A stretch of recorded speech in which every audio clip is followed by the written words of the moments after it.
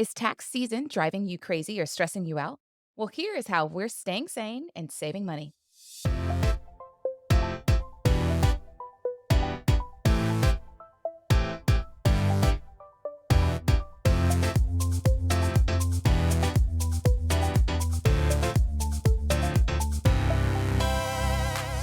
Hello, and welcome to the Wealth Minded MD podcast with your money best friends. I'm Dr. Alicia Taylor. And I'm Dr. Brittany Halford. And of course, we're here to help you build wealth and make good money decisions so you can create the life you desire with more control over your time. Hey, Alicia, one of the most important financial tasks we do as doctors is protect ourselves, which means getting the right insurance.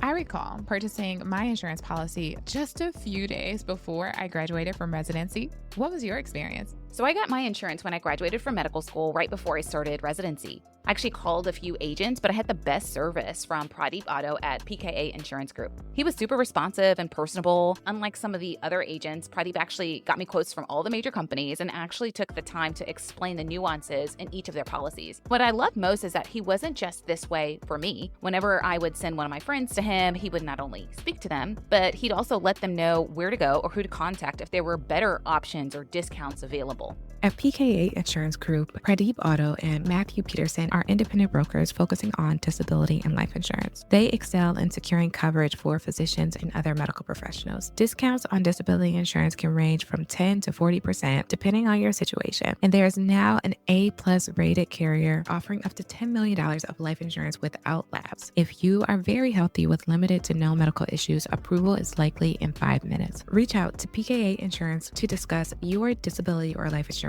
needs at www.pkainsurance.com or call 1-800-258-1018. All right, Brittany, I am in Atlanta doing a little bit of traveling, just came back, and I know it is tax season. So what is going on over there for you? I'm picking up documents from my floor, and you're probably like, what type of organization, tax strategy, what you got going on? I don't know if this happens to you. I'm sure it does. We get so much mail with all of our 1099s and the documents for our insurance, etc. I have to keep track of all of the documents that are sent. Usually I use a folder, but this time I just felt so overwhelmed with life. I just had a huge pile on my floor, and I knew that those were tax documents. And one of the things about keeping them on my floors is a reminder, because it also annoyed me that, I need to do my taxes. I need to do our taxes. Because I keep walking over these pieces of paper. And finally, I reported to my husband last night, I got all the paper off of my floor and I started to do our taxes. I'm still not done. And I spent probably 3 or 4 hours yesterday trying to find all of the documents, passwords for our K1s and stuff and our accounts. And I just, girl. Well, Brittany, I know that this is probably a lot going on, but one bright spot, I guess, is that means you are getting income from multiple sources. For the average person who maybe is an employee at one job, maybe they just have one tax form. Maybe it's just the W-2 that they got from their job.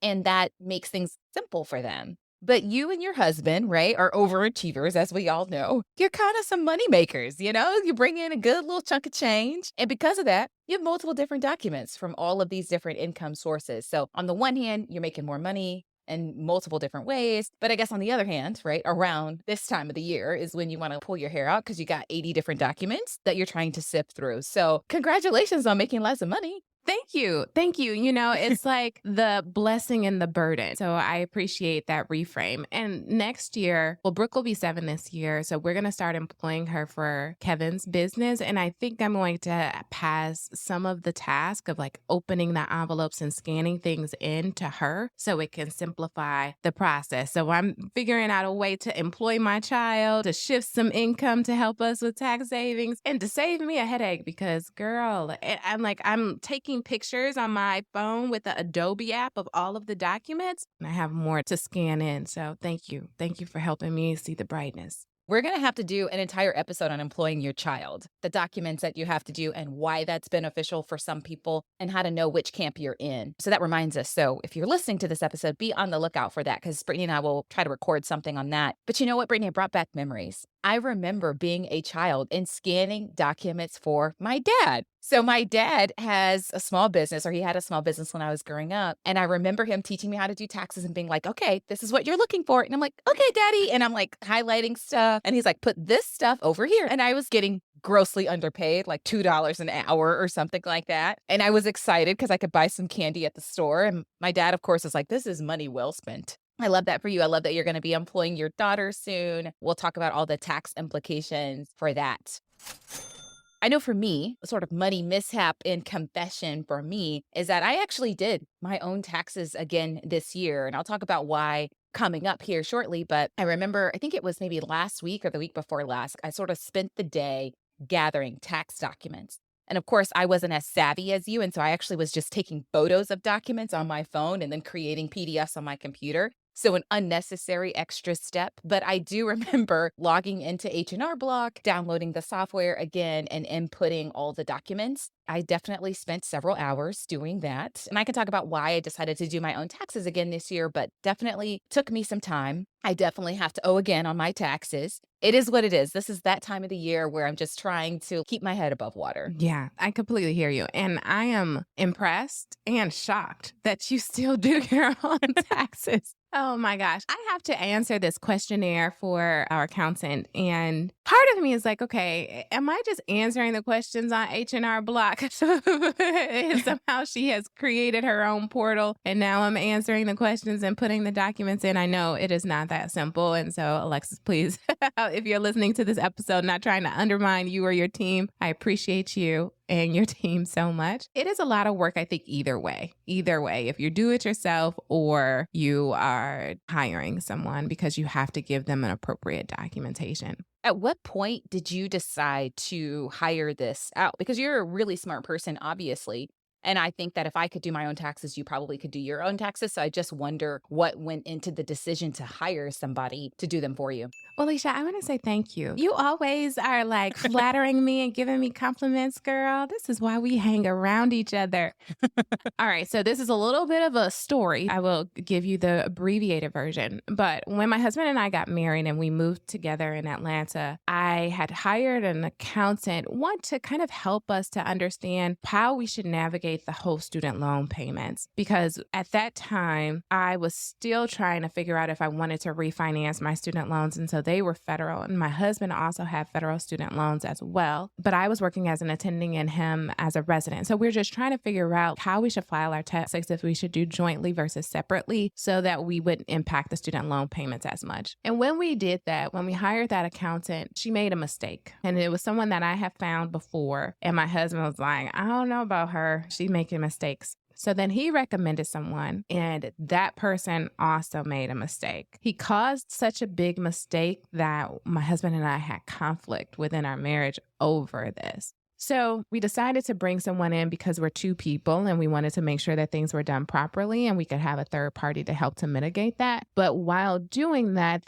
these people also made mistakes that caused conflict. So after we had the second accountant who was not a tax strategist who caused conflict. And also when you're married and you have this huge tax burden at the end of the tax year, it's like, oh, how are we going to scramble to get this money? And how are we going to rob Peter to pay Paul, essentially? And I was a bit tired of doing that. So I found my tax accountant and actually a few other tax strategists, and I interviewed all of them to understand what else they could teach me, if they could offer something different than what we were currently doing. And I appreciated that she was able to teach me something during that interview, and she had a team, because as our lives have gotten complicated with 2 children, multiple businesses, etc., we need somebody who, if something is going amiss and I have not responded to an email, they call. It's expensive, but it's been life-changing for us because we have this third party who helps to keep us on track, and we have not had any arguments about taxes. So the fact that they could save us an argument because they're doing things properly, they're keeping us informed and up to date is priceless, honestly. I appreciate your transparency about the original reason of you hiring the tax accountant, mainly because you both had student loans and trying to figure out how to file your taxes jointly versus separately, and then being transparent about the conflict that you all had when tax professionals made mistakes. I just want to ask you a little bit about that because I know that we're all human and we all make mistakes, but I'm guessing these are pretty expensive mistakes, right? To the point where you had to fire or let go of the accountant. You said it caused a lot of strife in the marriage. Unfortunately, that is not uncommon. I find that a lot of high income professionals end up firing a few tax professionals before they find the one that they are happy with. And I don't know if it's an issue in the industry. I don't know if our situation as physicians is more complicated than the average person. So maybe just people are unaware. You talked in your answer about hiring not only a tax accountant, but a tax strategist. And I think that that's an interesting thing to kind of delve into. That's where I want to land is what, in your opinion, is the difference between an accountant and a strategist? And do you think that it's money well spent? I think it is money well spent. And maybe this is something that I could do on my own now because I've acquired a lot more knowledge after working with our tax strategists for 4 years now. But the difference is an accountant, at least in my opinion, we would meet with them during the tax year, during tax time, January to April. I'm getting my documents together. I need someone to file my taxes versus what I do with her team is essentially we have this ongoing communication throughout the year. We have this projection of what our income is going to be, and they help us to understand how we could do things better from an accounting perspective, from a bookkeeping perspective. They help us to estimate what our quarterly taxes are and how to reduce that. So I appreciate that she is thinking strategically about how I can reduce my taxable income. And when we meet with her, whether that's over the phone, virtually, or she's sending us video notes, she has not only one strategy. So she has, okay, this is what you will pay if you do nothing. If you continue doing what you're doing, contributing the maximum to your 401ks, 403bs, contributing to a 457b, doing your backdoor Roth IRA. If you continue to do that, this is what you will owe come April 15th. There are some other options. So if you contribute to oil and gas or contribute to easements, and then this is the amount that you will owe in taxes. So it helps me to conceptualize what are the money decisions that we need to make today in order to achieve that goal. And it's not all about saving taxes because we don't do everything that she might recommend. If there's a substantial tax savings, sometimes we still choose not to do that. But I appreciate that she is offering different alternatives for us to take advantage of. That's really interesting. And I think it's something to consider. Let me ask you another question before I go into my situation. Do you still think that you would have hired somebody if you were not married? That is a really good question. I don't think so. I can't take myself back to like 2020 knowledge Brittany or 2018 knowledge Brittany. But right now, I feel like I know a lot about taxes that I could do it myself and that it would be less complicated without being married. But because we have a substantially large income, multiple businesses, my husband has all these different streams of income, and I want to ensure peace within the marriage, I don't know if I would hire someone because it's not cheap. She is not cheap, but I do see the value in doing that. But you can't necessarily argue with yourself. So I wouldn't be, I guess you could, but people might look at you a certain way. I honestly don't think so right now. If I were me right now, I would still have a headache. So I would probably try it to see how much of a burden this is and how much do I think I'm doing it correctly. But I think I could probably manage on my own if I were single. And that kind of factors into my situation because I am not married. And I talked about at the top of the podcast how I decided again this year to do my own taxes. And it was interesting because I actually thought that I was going to hire someone for this year because I knew my situation was getting more and more complicated. And maybe it's just my own overconfidence and my ability to do my own taxes. But I guess this is kind of what factored into my decision. And for full transparency, I have multiple W-2 jobs. I have my own business. And then you and I have a partnership. And so I have 1099 income from multiple sources. I've got a K-1 from the partnership. I've got W-2s, all the things you could think of, and I still decided to do my taxes on my own. And part of the reason why is because I feel like the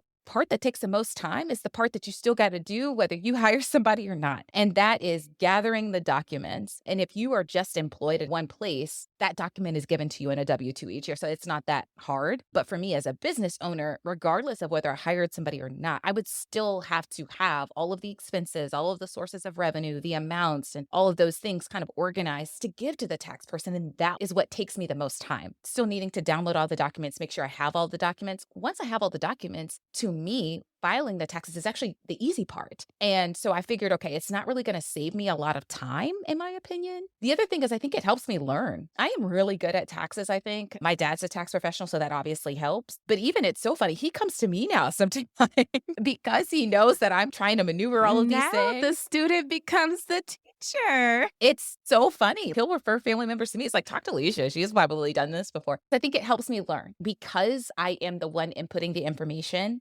I know, okay, this is going to have this tax effect. Mhm. That is going to have that tax effect. And so each year before I actually file my taxes, I, in my head, calculate what I think my tax burden will be. And I am pretty spot on each year. I know, okay, I'm going to qualify for the qualified income business deduction. I'm going to qualify for this deduction. I gave this much in tithes. I know about what my home office deduction is going to be, and I can calculate that pretty easily. And I am in the ballpark usually. And so I think I've gotten better. It helps me learn the effect of certain deductions and credits and things like that on my taxes. And the more that I learn, the more that I can strategize Mhm. because I don't pay somebody to do this for me. A tax strategist, as you mentioned, is not cheap. We're talking at least $1,000 a month or so, I think, on average. For me, I'd rather save that $1,000 a month, right? And so I'm thinking, can I learn some of these strategies on my own? And so I think doing my taxes year after year has really helped. The other thing is I'm not doing it on paper. I'm using tax software. There's different kinds of tax software, right? H&R Block, TurboTax, et cetera, et cetera. A lot of people are like, all right, once your situation gets complicated, you need to hire somebody.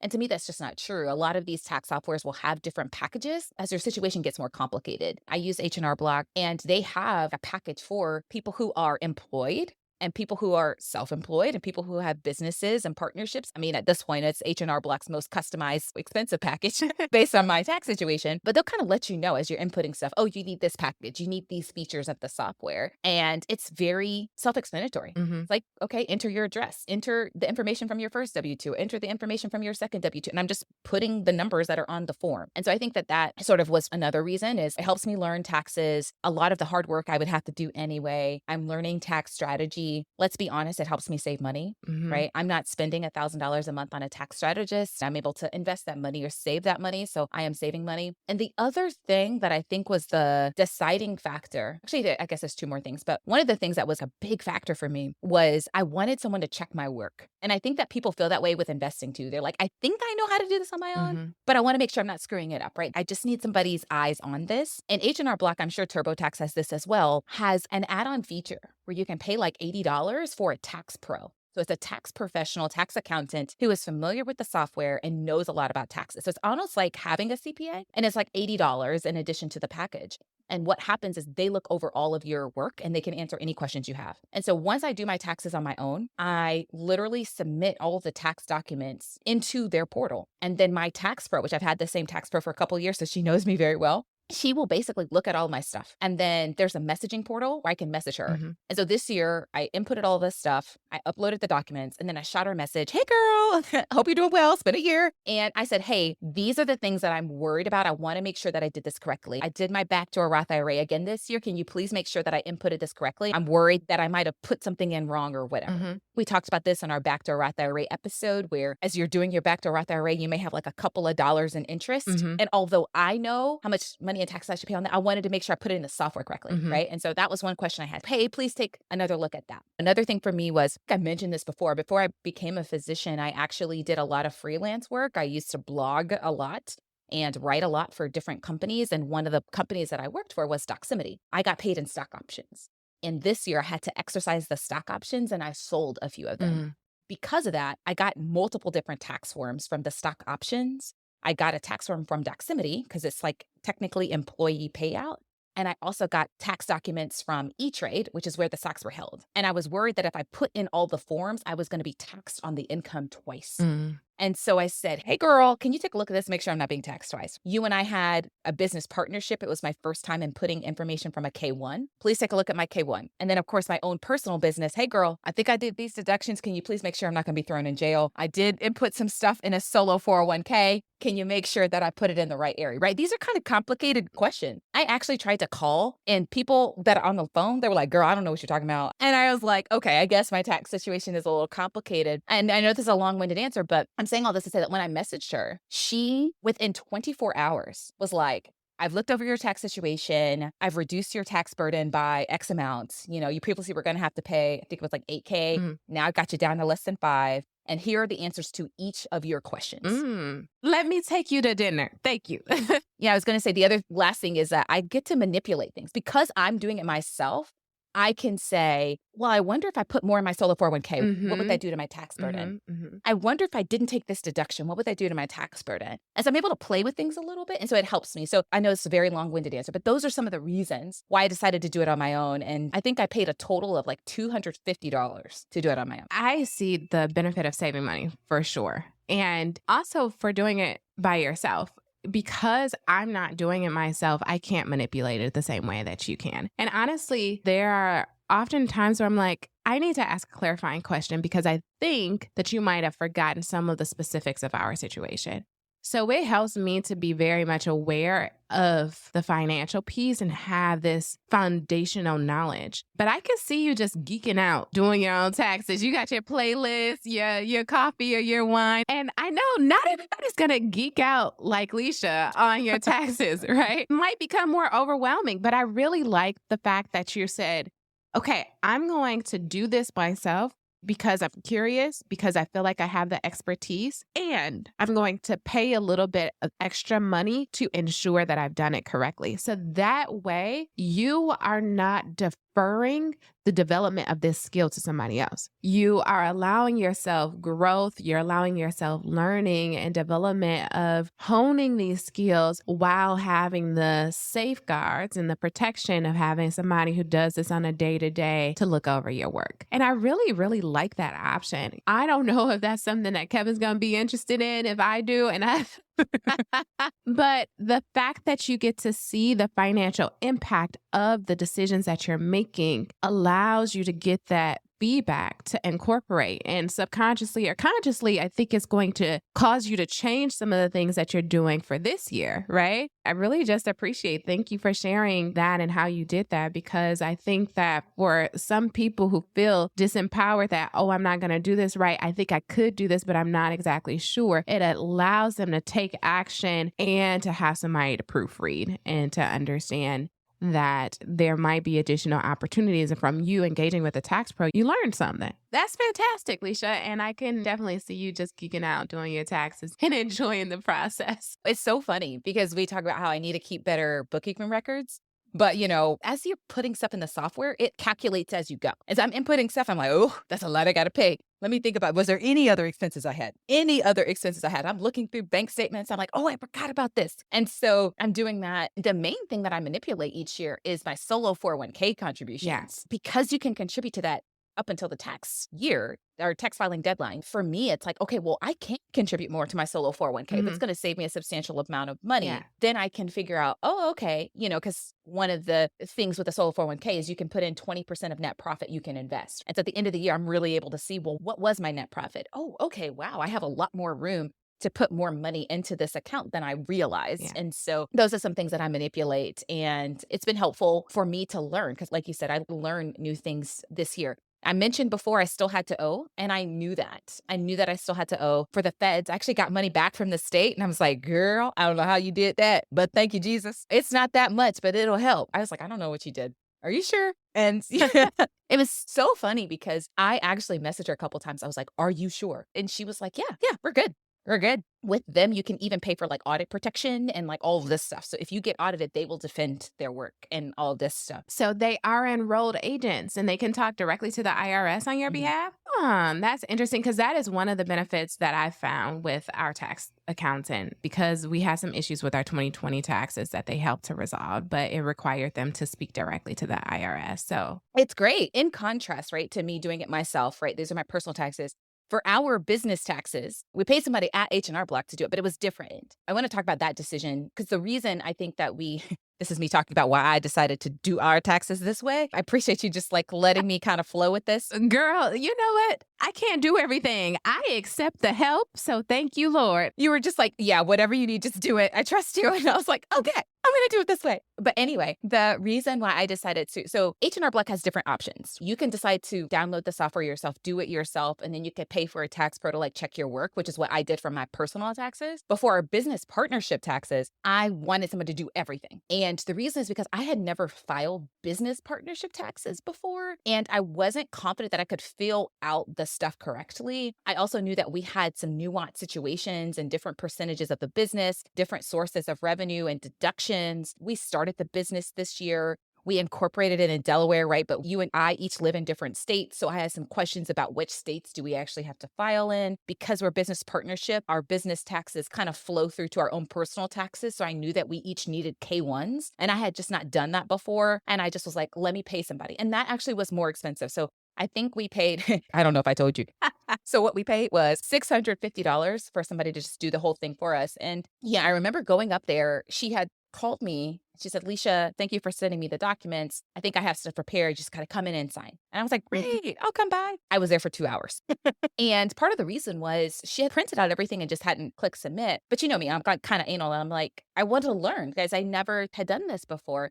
And I had specific questions. And so when I came in, she was like, okay, these were your business expenses. These are the things that you can expense this year. And these are the things that have to be expensed over time. So we had some issues with trademark filings because technically speaking, you have to amortize that over years. And we had some issues with food expenses for conferences and how you can't deduct the full thing, only a portion. And so there's some things that I was learning. Her and I went back and forth about which states we were going to file in and just making sure that we did that properly, how we were going to claim the income. There were some things that we were both trying to figure out. I ended up being there for, like I said, a couple of hours. But at the end of the day, I learned we were trying to get things to upload in the portal. I wanted to make sure I didn't conflate my personal taxes with our business taxes. She was then teaching me how to interpret a K-1 because I had not done that before. I thought it was just a single form. So she printed it out for me and there were like 5 pages. And she was like, yes, this is the part that's simple, right? But you see this right here? This means you have to refer to this other page. And this means you have to refer to this page. And that's what this means. And this is what this is for. She was like explaining it to me because I had told her I'm going to do my personal taxes on my own. And so I appreciated that. It was time well spent because now I know what does a K-1 look like and what are the parts that I need to pay attention to. And so I just feel like I learned a new skill. It was nice to know that I had her. She had called somebody else just to confirm everything and make sure everything was kosher. And so I felt like that was time well spent. And I'm glad that I just had her file everything for us that way. So it's just kind of like what factors into our decisions. Because I think what you and I are talking about are basically different options of filing your taxes. You can file your taxes by hand, but that's cumbersome. And I don't think anybody does that nowadays. You can file your taxes using software, which is what I do, right? I do it on my own using software. And then I hire a tax pro, pay a little extra for somebody to check my work. You can go to a tax place, TurboTax, H&R Block, and have someone do everything for you. That costs a little bit more. Or you can hire a tax professional and have that person do everything for you. Or you can hire a tax strategist and they'll file your taxes and help you find ways to reduce your tax burden. So I think there's different options for people, and I think it's helpful for them to really understand all of the options that are available to them. Yeah, this is great. And I'm really happy that we got our taxes filed on time early for the partnership offering the K-1s, because I don't know if I would have wanted to do all of that. So thank you for taking that task. You know, it actually has a different tax filing deadline, which I did not realize. Business partnerships have to be filed by March 15th, not April 15th. And so yeah. Oh, gosh. So speaking to that, I think that's a great segue of what we do with our taxes is filing an extension. So every year we file an extension, or at least for the past 4 or 5 years, we've been filing an extension for our taxes because my husband has an S Corp. I have LLCs, and then we have our personal taxes. So the S Corp taxes need to be filed by March 15th. That's all fine and good. We could do that, except we take advantage of an account called a cash balance plan. And you can fund this cash balance plan up until you file your taxes. And so by us filing an extension on the taxes, we can kind of defer that until September for my husband's contribution to that cash balance plan. So a cash balance plan essentially is like a pension that allows us to put a larger sum of money away in a pre-tax fashion And it is through my husband's employer, effectively through his business. So he is the employer and the employee for the cash balance plan. And so it allows for us to put more pre-tax dollars into this plan. It is controlled somewhat about how much gain. So it's not the same as us investing just all of the money into S&P 500, right? We have like more conservative returns based upon estimates from an actuarian. And it's a little bit more complicated of a process. So this is something that I don't do the estimates for myself. We have an actuarian who does this for my husband. By filing an extension, it allows us more time to fund the account, and we can put more money away into that account to reduce our taxable income. So that is one of the reasons why we file an extension every year, because I'm just thinking, how much more money can we squeeze into this account? How much more money do we want to put in this account to reduce our taxable income and also to invest and save for retirement? So that's the main reason why we file an extension every year. But I know some people file an extension every year for their student loans. So there are many reasons to file an extension, or if you just don't have your stuff together, but that's the reason why we file an extension. Yeah, you mentioned student loans. I think if people have to recertify their income and they know they made more the most recent year, they'll like delay filing their taxes and file that extension so that their student loan payments can be based off of a different previous year. So that might be a reason. You mentioned if you just don't have your stuff together, but I kind of want to go there a little bit because from my understanding, please correct me if I'm wrong, because I personally have never filed an extension, is that even if you file an extension, the amount of taxes that you owe are still due by April 1st. You just aren't filing it, right? Yes. So then how do you know how much you got to pay if you haven't actually filed your tax? That always kind of tripped me up. I don't understand that. That was one of the reasons why we got a refund last year, is because we filed for an extension. So they didn't actually file our taxes, but they based the amount that we have to pay on our estimates with our tax strategist. You know, I still give them the documents. Towards the middle of the year, I have to do like a mid-filing update. I don't know exactly what they call, and then they give us an estimate based upon our pay stubs, how much we've contributed to our 401k. They ask us about additional incomes, if we're going to have these life changes, so that they can make estimates. And we do that again at the end of the year. So I've already done that. I've given them information regarding our mortgage, our new home, any real estate property, other types of investments, estimates on capital gains, things of that nature, so that they can create an estimate. And then what I do with our tax strategists is I will still give them all of the documents ahead of time. They just won't file it. And what it helps me to do is to take additional time to find some of those deductions, to comb through our credit card statements, to have these conversations with my husband. And this is honestly one of the mistakes that I think I made last year, is by waiting until May or so after we've already paid to do that. And instead, I would like to make sure that I have almost everything finalized except that cash balance plan contribution. And honestly, that's another thing that I want to change as well, for us to create kind of like this emergency fund for the cash balance plan. So come the end of the year, or when they say that we can fund it, that we just have that money ready and waiting, because it depends on how much my husband has made, the amount that we can actually put into that account. And sometimes those calculations are not done by year end. Last year, after giving her the preliminary documents and everything, they gave us an estimate of this is how much you have to pay. And that is what I paid for March 15th and April 15th for our taxes. And then I found some additional savings and things that were not included, and we got a refund. So this year, I hope to be a little bit more proactive, give them the stuff before March 15th so that estimate is more accurate. We still have to pay, we just don't have to file. Okay. You know, at some point we got to do an episode on a cash balance plan and why that might make sense for people. You mentioned hiring an actuary. That's something that I have been thinking about because I like the ability to stuff even more money into pre-tax accounts. But I'm just thinking about, okay, how much money in net profits does my business need to make in order to make setting up a cash balance plan worth my while? Because there are fees associated with it. You mentioned having to hire someone to do the estimates. And then for me personally, it was like, would I even utilize it? Sometimes I don't even max out how much money I could put in my solo 401k because I just have other financial priorities right now. I set up my solo 401k to be able to do a mega backdoor Roth. Some years I'm not even doing that. And so I was just like, okay, let me just pause this right now, make sure that I have enough money saved and that I've met some other financial priorities before I set up these additional accounts. But I wanted to briefly mention it because there might be somebody listening who maybe is looking for more tax advantage accounts. Let's say they already contribute the maximum to their job's 403B or 401k. Maybe they do a backdoor Roth IRA each year and they're looking for other tax saving strategies. I think a cash balance plan, I think a solo 401k, setting it up customized to be able to do a mega backdoor Roth, looking and thinking about different kinds of deductions. These are all things that could be considered in the future. One of the things I wanted to ask you about, Brittany, is quarterly payments. Because for me personally, I do not make quarterly tax payments. One of the reasons why I have to owe money each year is because, yes, my main job is taking money out of my check for taxes and I have them take out extra. But because I make money in other ways that often comes to me via 1099,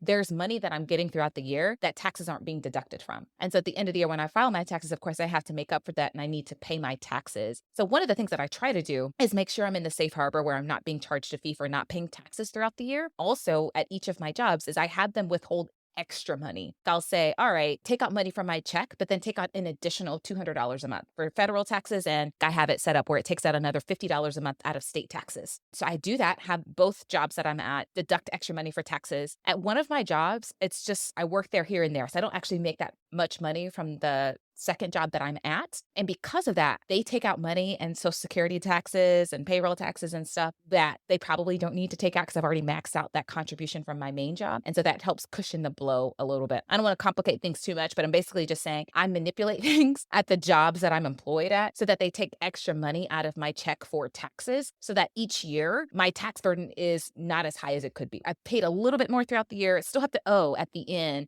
but I don't have to owe as much as I could. But I know some people, they don't like doing that math. They don't know how much money they're going to make in 1099 income or side income each year. And so it's hard for them to predict. One of the things that they do instead is submit quarterly tax payments. The IRS wants to get paid as you get paid. So Brittany, is that something that you do? Do you do quarterly tax payments? And if so, how do you know how much to file? How do you pay that? How do you kind of set that up? Yeah, great question. I just want to clarify for anyone who is like, safe harbor, what is that? So a safe harbor rule, like Leisha said, it protects you from the penalty of underpayment for your estimated taxes. If you pay enough through withholding, as Lisa says, she modifies hers, she increases it, or either estimated tax payments to cover one of those amounts, you are shielded from these additional penalties of underpayment. Safe harbor keeps you by paying at least 90% of your current year tax liability or paying an equal amount of like 100% or 110% from the prior year. So that's what kind of keeps you penalty free.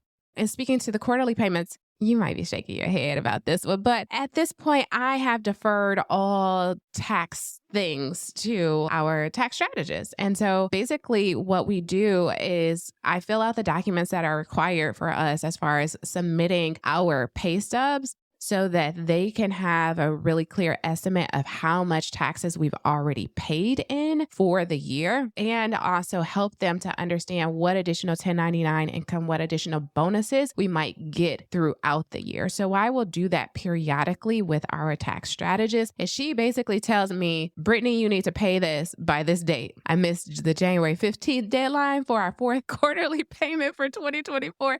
I paid it like on January 20th. So hopefully the IRS does not get us. I just think about, okay, we have our April 15th, then it comes again in June, it comes again in September, and it comes in January. So I try to be cognizant of those dates and I pay what they tell me to pay, basically based upon the W-2 income that we have going in, how much my husband has produced in his business, how much I've produced in my business, and what we think we will produce in the future. They look at probably what we've had to pay in the past to kind of give us that cushion of, okay, 110% of the prior year, or an estimate of what our tax liability will be for the current year, and help us to do those calculations. So I honestly do not do those calculations. I know that they are due for us to kind of avoid these penalties, but I don't do them myself.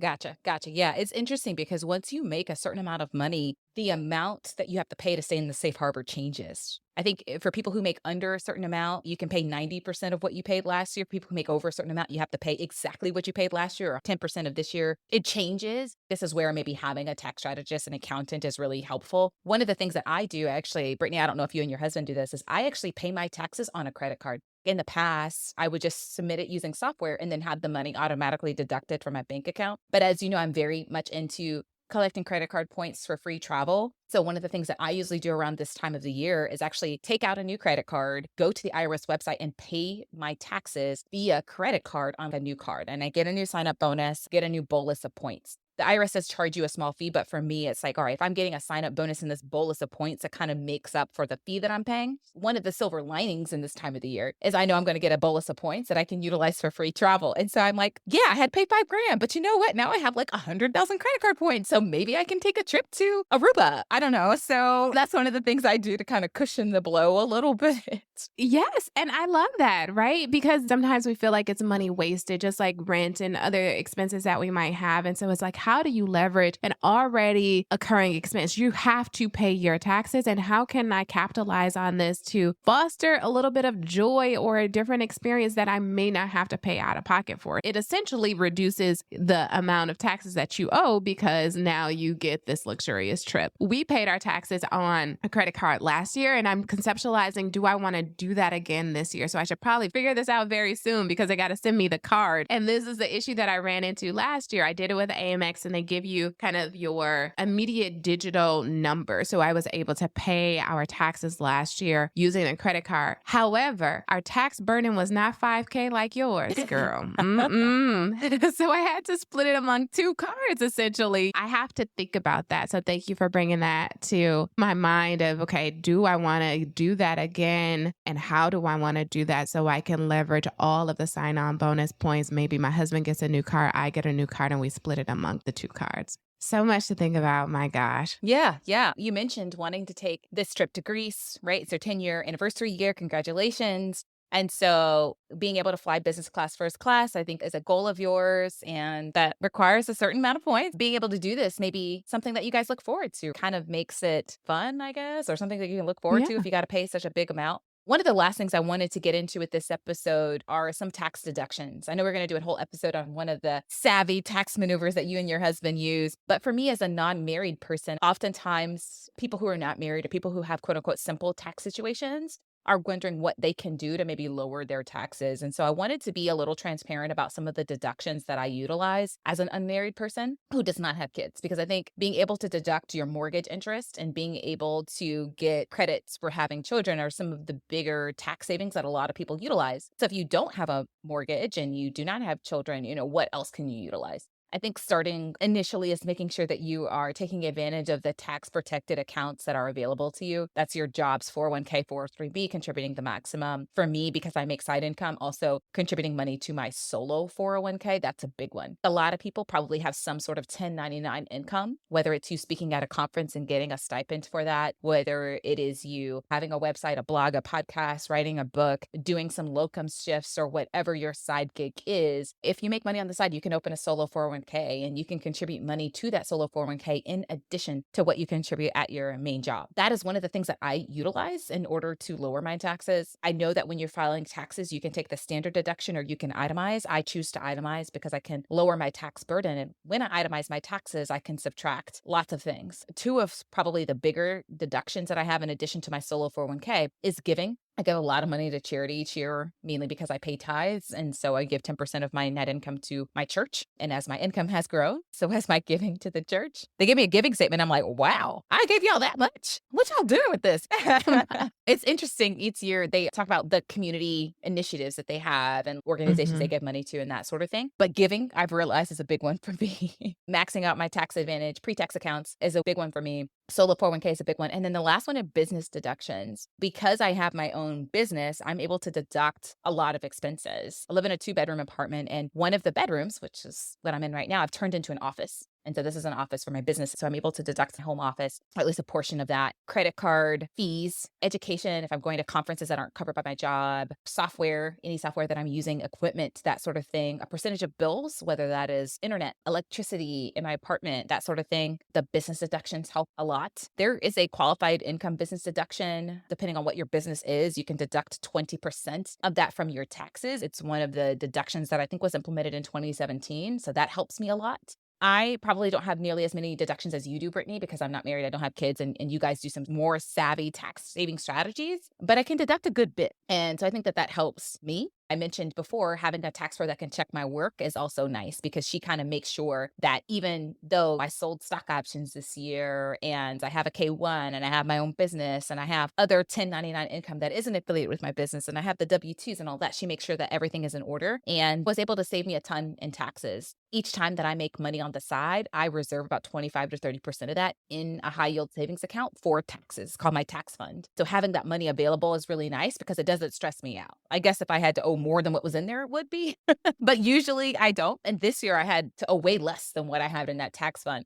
So we mentioned before we started recording that I was so excited my tax pro saved me money. I like booked another vacation. I'm like, oh yeah, we're about to do this. I'm gonna buy this, kind of like treated myself a little bit. It's a little bit about how I do my taxes, some of the deductions I take advantage of, and how I'm able to keep my tax burden at a manageable level and stay sane throughout this tax year. I think the sanity is important because taxes is something that burdens many of us, especially as high income earners. And just the sheer amount of documents outside of the money that you might owe, it can become overwhelming. So hopefully we gave you all some tips that you can use, just giving you some insider perspective on how we manage our taxes.